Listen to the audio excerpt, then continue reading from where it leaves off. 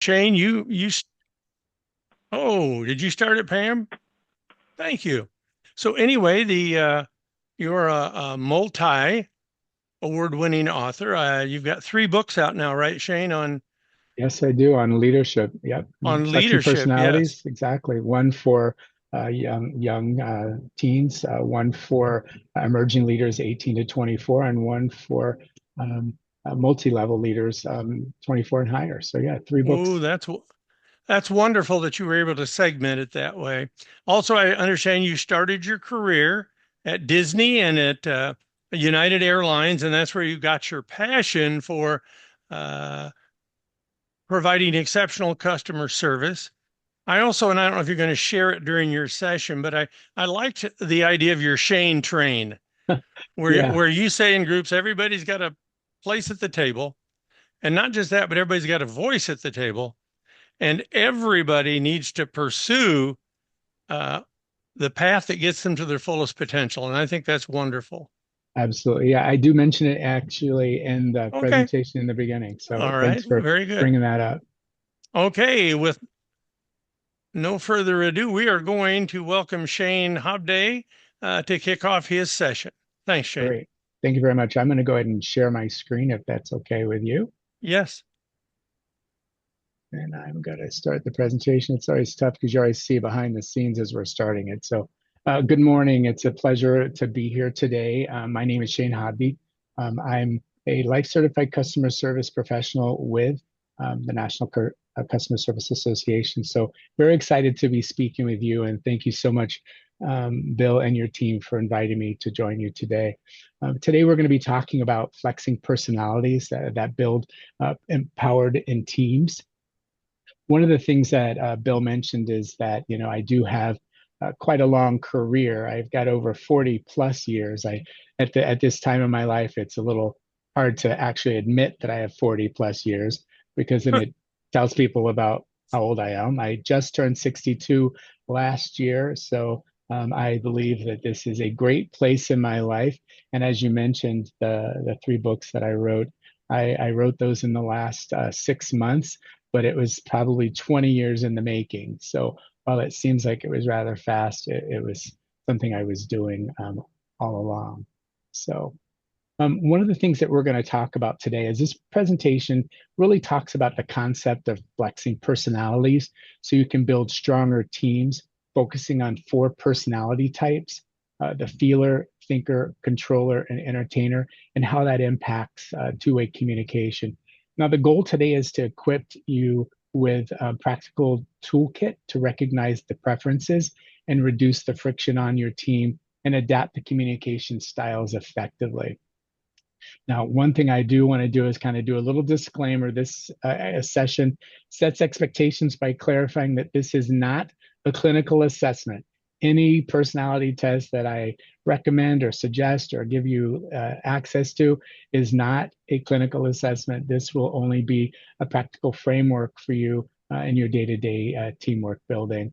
Now, today, participants will learn how to identify core drivers of each personality type, understand their communication preferences, and then learn how to apply those flex strategies to improve collaboration. So, one of the questions that we're asked all the time is why personality flexibility matters.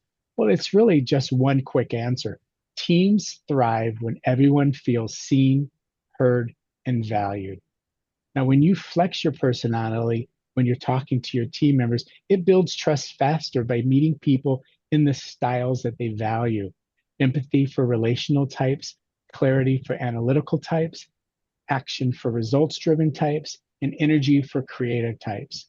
One of the things it does is it reduces those misunderstandings and conflicts because it adapts your approach and helps prevent people from talking past one another. Another great benefit is that it actually increases persuasion and buy in.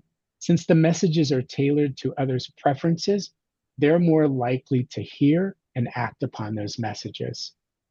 And a super benefit is that it improves your team performance and it develops your leadership range. As you focus and develop your relationships with new team members, the more that you flex your personality and the way you work with them, literally allows you to work with diverse peers without sacrificing any authenticity or authority.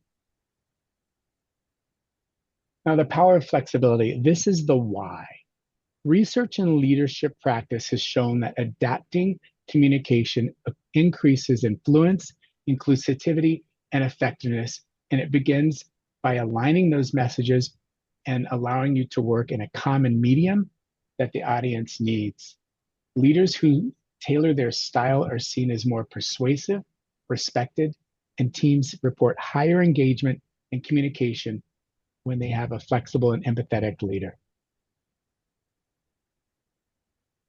Now let's talk about the agenda today.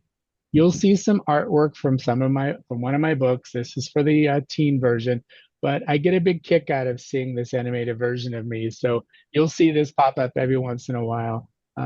But one of the things we're going to talk about today is what is flex leadership? Understanding the 4 natural personality traits. We talked about those earlier, the feeler, thinker, controller, and the entertainer. How those personality traits and communications prefer to be spoken to.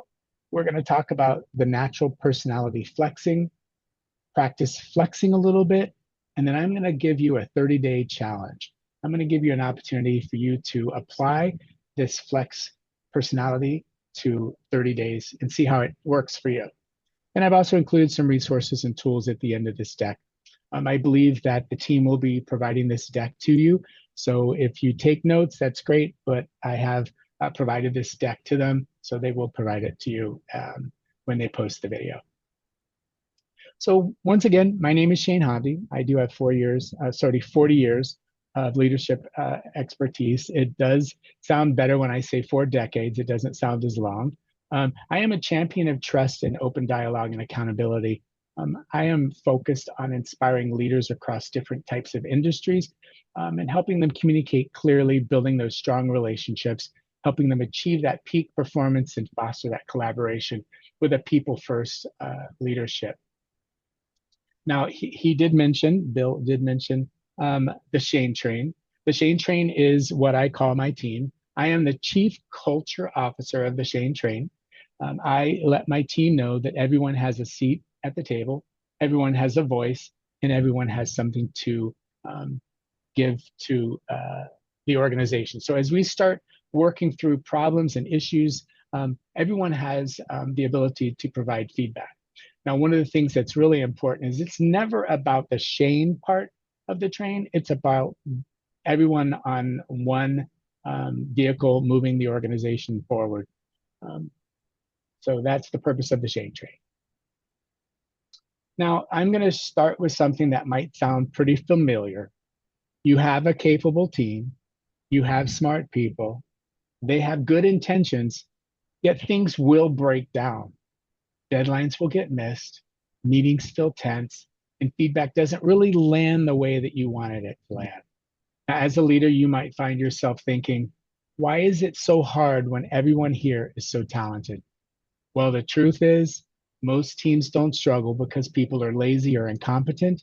They struggle because people communicate differently, and leaders sometimes don't know how to adjust.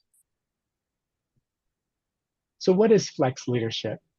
Leadership today isn't about having all of the best answers. It's about knowing how to reach different people with the same message. In this series today, I'm going to help show you how to lead people more effectively, not by changing who you are, but by learning how to flex how to communicate. That's flex leadership. Now, most teams don't break down because people are lazy or incapable. They break down because they communicate differently. Most leaders just don't know how to adjust, the flex. What looks like resistance sometimes is really just different personalities trying to be heard. Now, today, as you listen to this session, think about one person on your team who feels hard to reach. Think about how you can apply what you're learning today to that particular person. Now, flex means adapting your delivery so that others can receive your message. When leaders don't adapt the communications, 3 things tend to happen. First, people disengage. They stop speaking up. They stop offering ideas. Second, conflict increases. Small misunderstandings turn into personal tension. And third, burnout shows up. And when people don't feel seen, heard, and valued, they stop giving their best. Not because they don't care, it's because they don't feel understood. Now, leadership today requires a new skill. It doesn't require stronger authority or louder direction, but flexibility. Here's your takeaway today. When teams struggle, it's rarely about effort or ability. More often, it's about misaligned communication. Now, flexing is not lowering standards. It is not walking on eggshells. It is also definitely not pretending to be somebody else. Faking is exhausting, and flexing is strategic. When you flex, you stay authentic. But the best thing about it is that you become fluent in people. Now, flex follows a very simple process. F stands for find your style. Know who you are. Know your strengths. Know your tendencies. L, learn about others. Stay curious. Notice how people think, how they speak, how they react. E is empathize. See the world through someone else's eyes. Understand their journey. X is for expand your impact. Make a difference in everything that you do. Help people thrive. Now, the mission of Flex is to create confidence with your team. It's to show them the compassion that you're there for them. And it's to create clarity, to remind them that there's one message, but we're all together in this. Leadership isn't about authority, it's about connection. Now let's talk about those 4 natural personality traits. There are 4 natural personality traits: the feeler, thinker, controller, and the entertainer. A feeler, they're empathetic, harmonious, and they like to belong. They're focused on people, and they communicate with warm, collaborative, and story-driven communication. Now, the thinker is logic. They like accuracy, clarity. They're very task-focused. They like structure, analytical, and data-driven. Controllers want results, speed, accountability. They're also task-focused. They want direct, decisive, and outcome-oriented communication. The entertainer, which is me, is energetic, creative, and they enjoy connection. They're people-focused. They're dynamic, they like visuals, and they're engaging. If you're interested in your personality style, I've added a QR code on the bottom of every slide from this slide forward. You can click on that link and it will take you to a calculator that you can answer questions, and it will help determine your natural personality style. Now, don't overthink this. This is not a personality test. This just helps identify your natural personality style. Just select the first response that you think about and answer naturally. The ratings are not me at all, sometimes, often, or very true. Now, when you click on the calculator, you're going to scan that code. It's going to take you to a URL. You'll be answering about 40 questions. Those questions are designed to identify your natural style, whether you're a feeler, thinker, controller, or entertainer. Don't overthink this. When you're done, at the conclusion, you're going to get a score. It's going to tell you, here's your personality matrix results. Your natural style is the highest score. As you can see, this was mine. I actually scored high on entertainer. Your lowest or your least score is your least natural score. Now, feel free to share this link with anyone of your teams, your colleagues. This is not proprietary. I did not invent feeler, thinker, controllers, and entertainers, but this is something that will help you as you start thinking about flexing your personality and how you speak with people. Let's talk about personality styles and the communication preferences. Two-way communication is when there's a dynamic exchange between the sender, who's crafted a very clear message, and the receiver, who responds with timely feedback to confirm their understanding. When both sides engage, misunderstandings shrink and decisions move faster. Now, personality preferences affect how you communicate. People process information differently. Personality shapes whether someone prefers facts or feelings, brevity or detail. Matching the tone, the structure, and pace of those makes messages land much greater and has a much greater impact. Now, remember, adjusting those communication strategies, performing teams tailor their messages to individual styles. They remove the distractions and invite feedback to close the loop. Small adjustments sometimes deliver dramatically increased clarity, trust, and results. For example, feelers, they may need supportive language and emotional context. Entertainers respond well to engaging in visual formats. Controllers appreciate concise and actionable messages. Thinkers prefer detailed and logical explanations. Recognizing that these dynamics allow teams to adjust their communication strategies ensures that messages are received and understood effectively. It also helps identify and mitigate noise, such as assumptions or jargon that can disrupt the communication flow. Now, each style in itself is powerful alone, but it's unstoppable when you put them together. Now, one thing to know is that we all have access to all personality and leadership styles. Under pressure, your natural one usually shows up first. That doesn't make that one better. It just means that you're more familiar with that style. Now, the goal today is not to label people. The goal is to lead them well. Your natural personality style has superpowers. A feeler is loyal, cooperative, supportive, sensitive, patient, and reliable. An entertainer is outgoing, enthusiastic, influential, playful, spontaneous, and ambitious. Thinker, analytical, thorough, serious, methodical, precise, and deliberate. And finally, the controller is independent. They're candid, decisive, practical, efficient, and determined. I know as I read through that list, you're thinking about people that you work with daily. You're thinking about your family members, your friends, your colleagues, your employees, and you're already saying, that person's a feeler.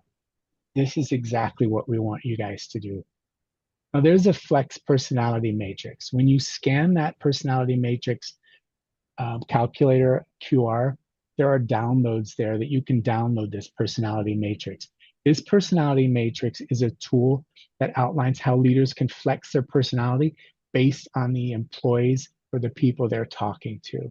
The way you look at it is you find your score or your personality trait right here. I'm a entertainer, and if I'm thinking to another entertainer, it tells me how I should be communicating with that individual.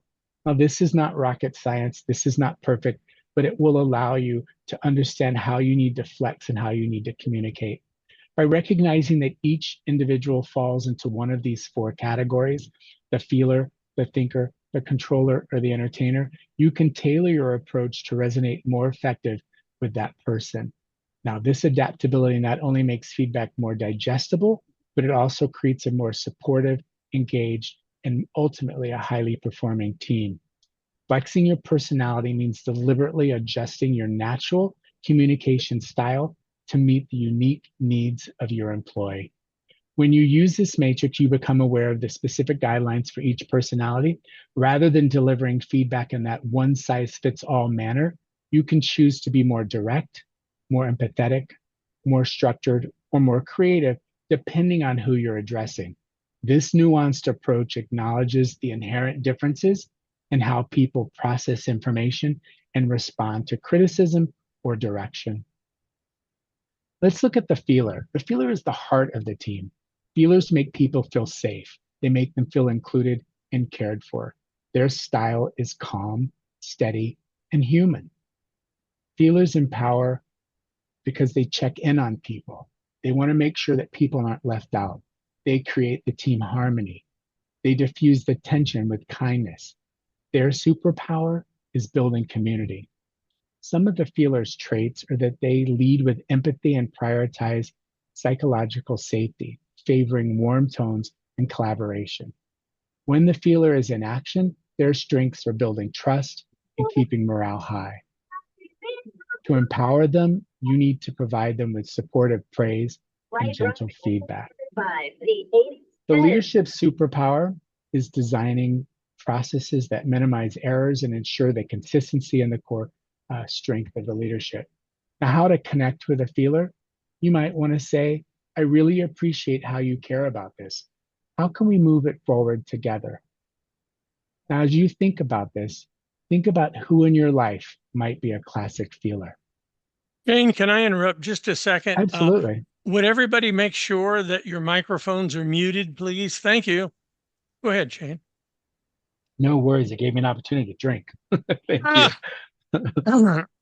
Now, what happens if you don't have a feeler on your team or in your organization? Well, that feeler's role is really to make sure that everyone feels included. Now, if we don't have a feeler on your team or in your meeting, in your organization, we need to make sure that we built intentional check-ins. We need to make sure that we're checking to make sure how people are feeling. We need to make sure that we're monitoring the team morale, that we have some type of empathy tools built in to understand the clarity around the relationships of all the people. And we need to make sure that we're celebrating the wins and the efforts more intentionally. A thinker is the architect. Thinkers bring logic, clarity, and structure. They see details that others miss. Thinkers empower because they design systems that work. They double check instructions so that nothing breaks down. They help teams make sure that they have decisions based on facts. And their superpower is designing systems. When you think about a profile trait of a thinker, thinkers rely on logic and structure. They prefer organized agendas and evidence-based feedback. When you see a thinker in action, they are fast-driven and organized. For you to communicate with a thinker, we need to make sure they have clear instructions, they have data, and they have concrete steps. Remember, their superpower is designing those processes that minimize errors and that ensure the consistency across the group. In order to connect with a thinker, you might want to say, here's the data, here's the goal, and here's the steps. If you see a flaw, I'd like to know about it. Let's think about who is your go-to person on your team that has the facts and the analysis. That's probably your thinker. What happens if you don't have a thinker on your team? Remember, the thinker is a planner or a strategist. They spot problems early. If you don't have a thinker on your team, you need to build in structure that allows people to make decisions, that allows people to look through a logic lens to find things that might be working and things that might not be working. You need to create some data checkpoints so that people can understand where they're at through the process. You definitely need to make sure that you have processes documented and that the decisions are very clear. Encourage a healthy debate. The controller. This is the pace setter. Controllers bring confidence, direction, and momentum. They don't just talk, they take action. They set clear goals. They keep everyone on schedule. They push teams to finish, and they jump in when something needs to get done. Their superpower is driving results. A profile trait for a controller is that they're results driven and they favor direct communication with clear roles and timelines. When you see a controller in action, you're going to see that they're decisive and goal focused. When you want to communicate with a controller, you need to make sure you're giving them direct feedback, clear targets, and that you value the results. Now, their superpower is turning plans into outcomes without sacrificing quality. You might want to say, here's the outcome that we need. Here's the deadline. Here's what success looks like. How would a controller handle a missed deadline? Think about somebody on your team that you think might be a controller. How would they handle a missed deadline? Now, what happens if you don't have a controller on your team? Remember, their role is to keep the team focused. Their job is to get things done. What happens if they're missing? Sometimes you miss deadlines. In order to make this work, if you don't have a controller on your team, create clear ownership and deadlines. Assign roles and responsibilities. Create short, focused check-ins. Define what success looks like up front. And assign those rotating decisive decision drivers. Don't always have the same person controlling. Let other people control as well. And then break big goals into very actionable steps. Don't try to eat an elephant in one bite. The entertainer, that's the spark. They energize people, they spark creativity, they boost the mood, and then they bring joy to the grind. Entertainers empower by making sure that the team is excited about what they're doing. They help brainstorm new ideas. They encourage others to take risk. They make hard tasks feel fun. Their superpower, inspiring energy. When you see an entertainer, you'll see that they bring energy, creativity. Thriving is dynamic in their dialogue, and they like flexible processes. Their strengths are energizing and sparking creativity. When you want to communicate with an entertainer, you need to encourage their ideas, link fun to goals. Remember, leaders should recognize their creativity and connect their contributions to the goals for the best results. You may want to connect with an entertainer by saying, your ideas bring life to this team. Let's channel that energy towards that goal. When you think about an entertainer, what is a creative solution that an entertainer may have brought to your team? Now, what happens if you don't have an entertainer on your team? Remember, their role is boosting energy and creativity. Their strength is making sure that people are having fun. What happens if they're missing? The people on the team get bored and sometimes they disconnect. How do we work together? We build in moments for creativity and play. Rotate a meeting organizer role. Use storytelling intentionally.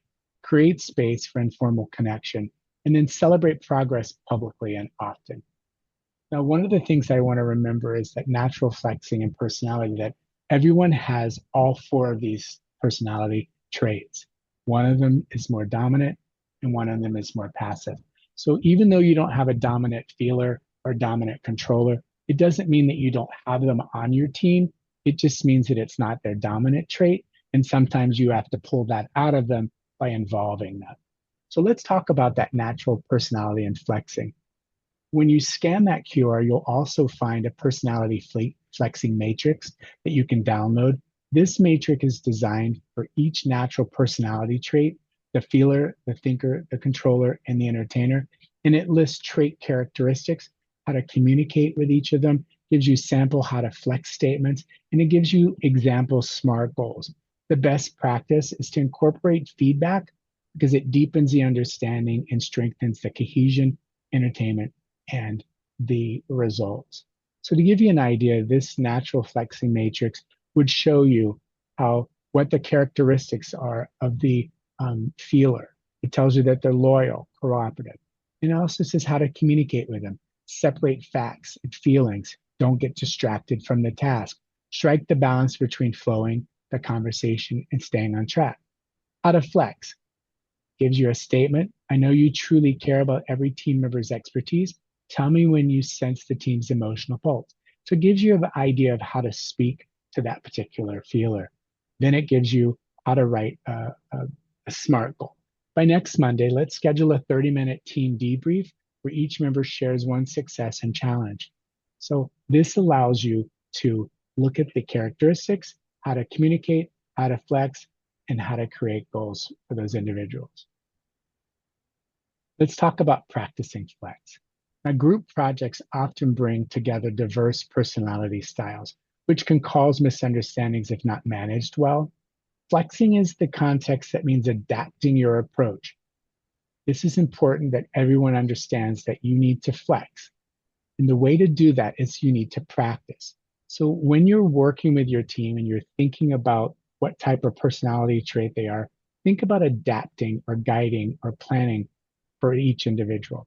When you're working with a feeler, offer reassurance by acknowledging their efforts and support emotional connections and inclusion. When you're guiding a controller, provide them with clear steps and directions to bring clarity and structure to the task. When you're planning for a thinker, give thinkers structured plans to help them organize the information and contribute logically. Engaging entertainers, invite entertainers to share creative ideas about after foundational plans are in place to allow them to enhance the innovation. Now, this strategy ensures that everyone feels included, valued, and it reduces the friction and boosts productivity. Leaders who apply flex principles in group settings create a harmony and drive successful outcomes. As you work with your teams and they start seeing you flexing, you're going to start seeing them flexing. As you start creating a relationship and building that culture, you're going to start seeing them flexing their personalities and their leadership traits. You're going to start seeing some of them become stronger leaders. Let's talk about flexing in digital communication. We all know that digital communication lacks tone, body language, and it requires a very careful message to make sure that we don't have any misunderstandings. You need to adapt that message to each style, add warmth and reassurance for feelers, clarity and logic for thinkers, brevity and directness for controllers, and an energy level for entertainers. For example, a feeler might appreciate "thanks for your help, it means a lot," while a controller prefers a quick update that the task was completed. These adjustments prevent misunderstandings and maintain a positive relationship in those virtual environments. Leaderships who flex digitally foster trust and efficiency across the remote teams. Let's think about how we can practice flexing our message. We have a message. We need to finish this project today. Think about how you would flex with your team to ensure that they receive the message the same. Try adapting the message to different personality types. Practice tailoring the same message to match the 4 different personality types.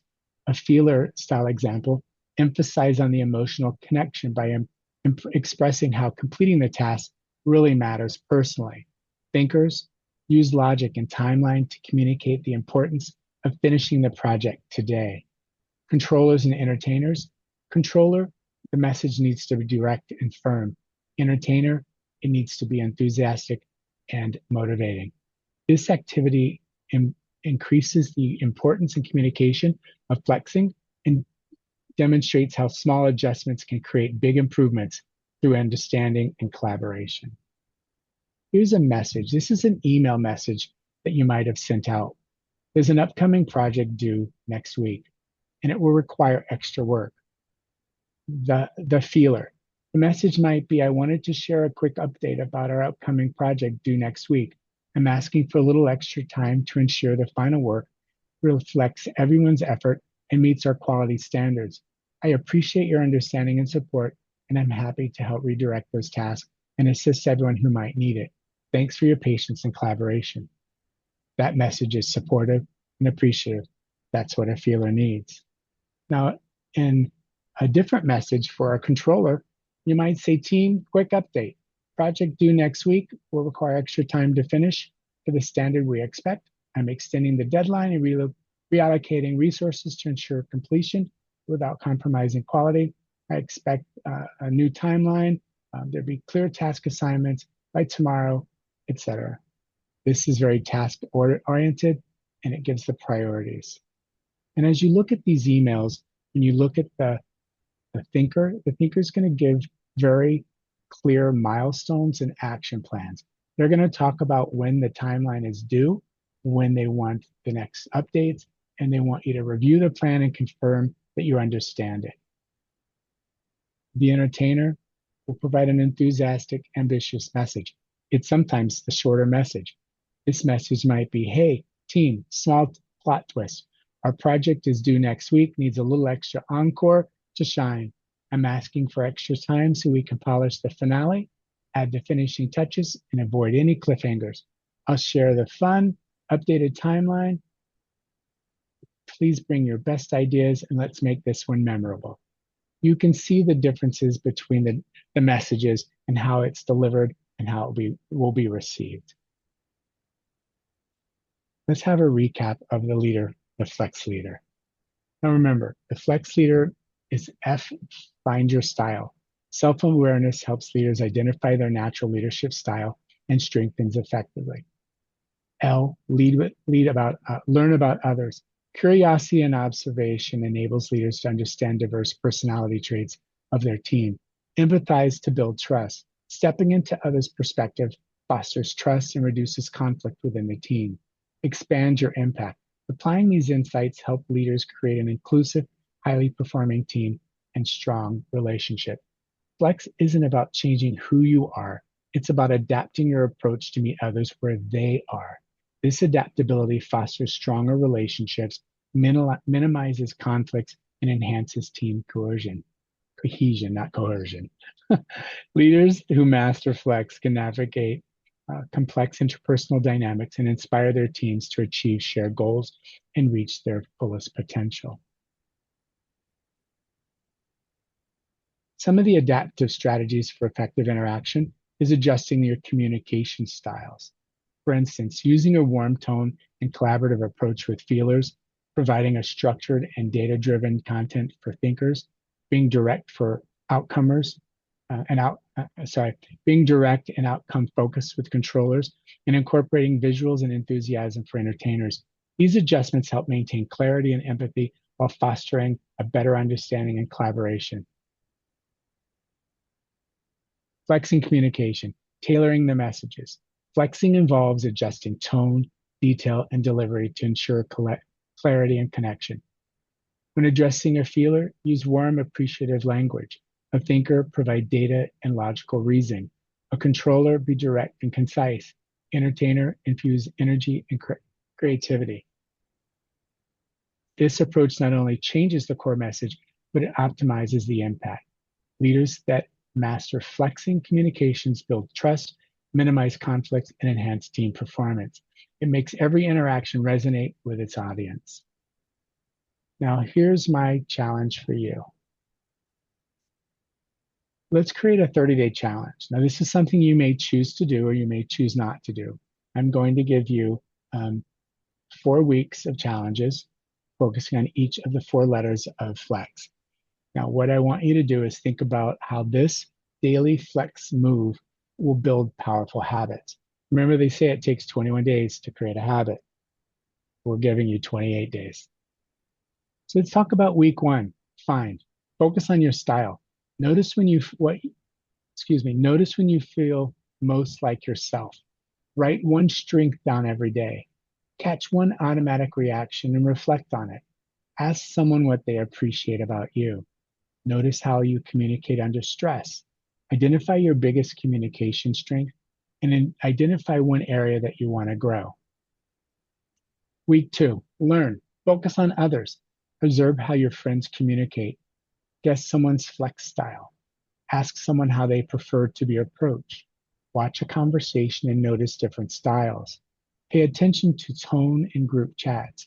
Notice who leads, who listens, and who analyzes, and appreciate someone's different perspective.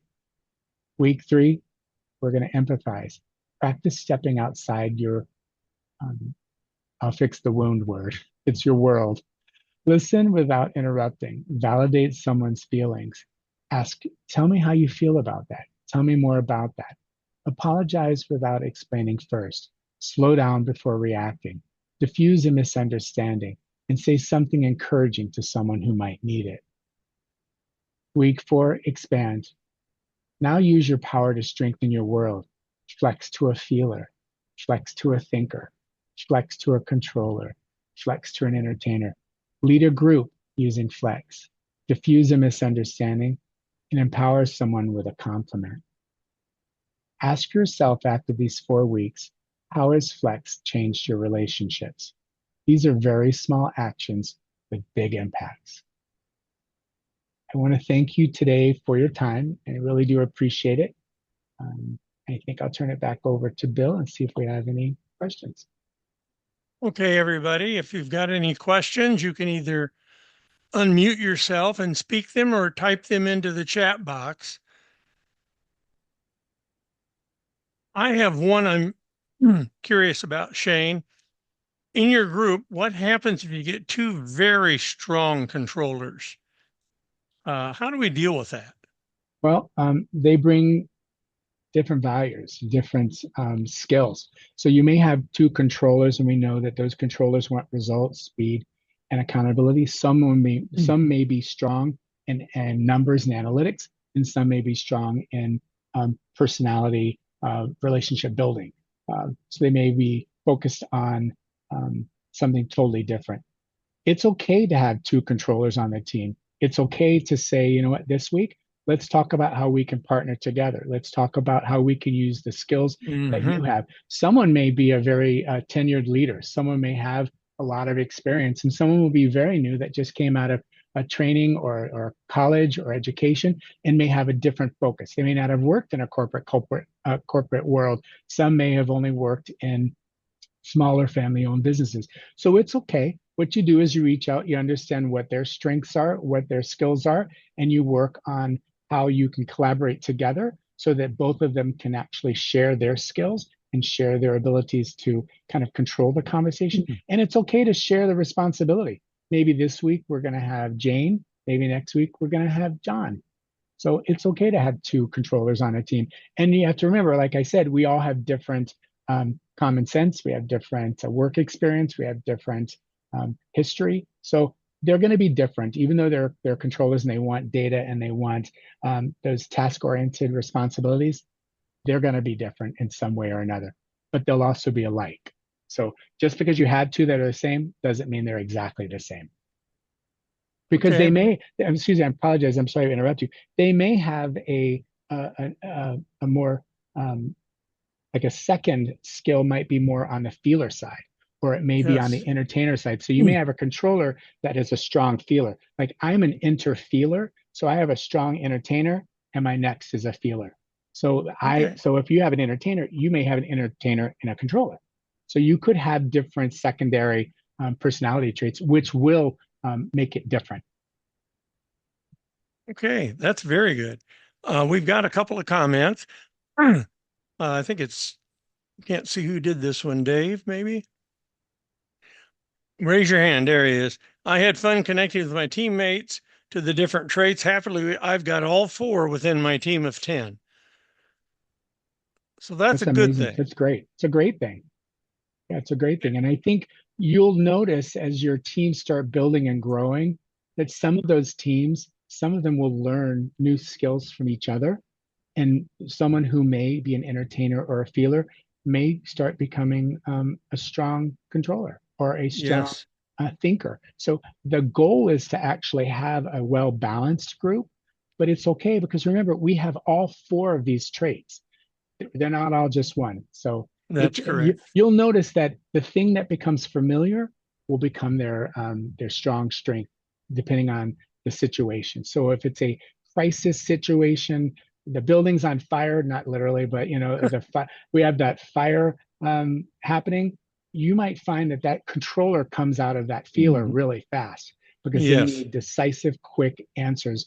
But then you'll also find that the feeler will come back and say, "How is everyone? Is everyone okay?" So Sure. it's Sure. great, and congratulations on having that. I don't know if you built that team or if you inherited that team, but it is honestly, truly, um, it's great to watch them grow and develop as you build out your teams.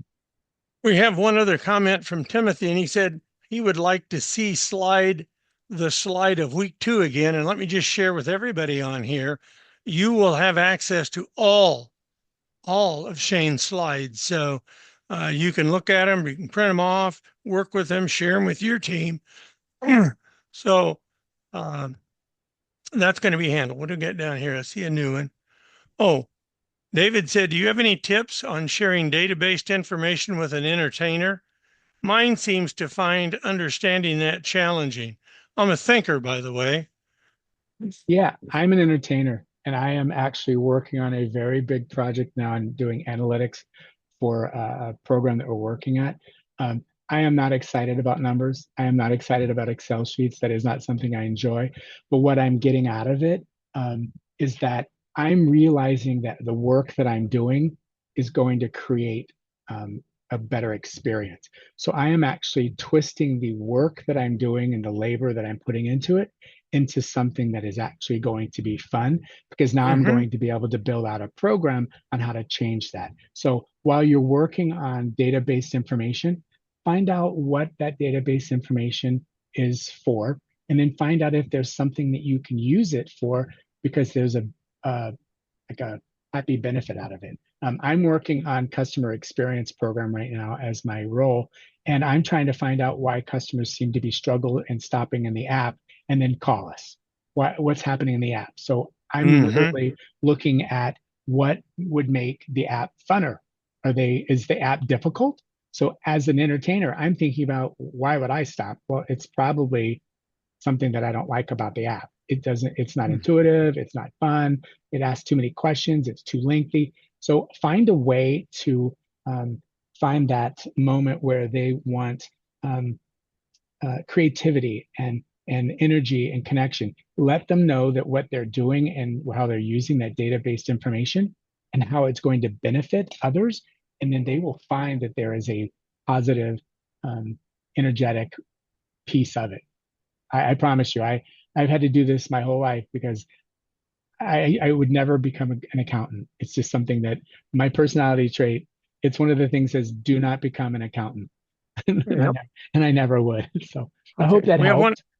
We have another comment. As an entertainer, I love seeing data in visual forms.